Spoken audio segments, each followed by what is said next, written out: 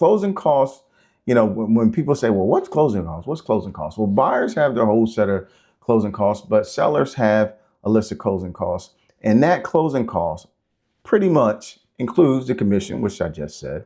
And then you have transfer tax, which varies from state to state. And yeah, well, it just varies from state to state. And then you have what are doc prep fees or attorney's fees. So typically, you know, when the buyer gets the attorney or title company and they do the paperwork and they have to prepare the deed to be able to transfer it from you to the new buyer. And they charge a fee for that. So typically when you're talking to closing costs, it is a commission along with the transfer tax, the doc prep fees or attorney fees, and the payoff. So payoff is what you currently owe on your mortgage. And so that'll be all included. And that will be what your total closing cost is. And then when you take all, and then, well, the last thing is the repairs.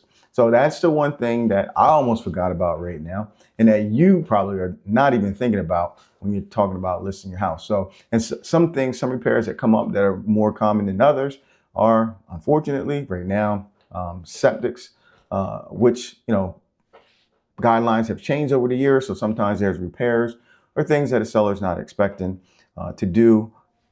Good note to take. One thing you might want to do is get a septic inspection done before you list your property. That way you know what issues that you might need to address before you accept any offer. That is probably going to determine how much you're willing to negotiate on the price, because you know those repairs have to be done. Repairs is just one thing that most people are not thinking about, and sometimes those repairs can creep up, and you want to try to get in front of those things as quick as you can or as early as you can. You got your commission, you got your closing costs, and then you got your repairs. And then after you got your repairs figured in there, you take all of those expenses, they should go into a seller net sheet. And you should be able to know before you get even close to closing and having a general idea of what your net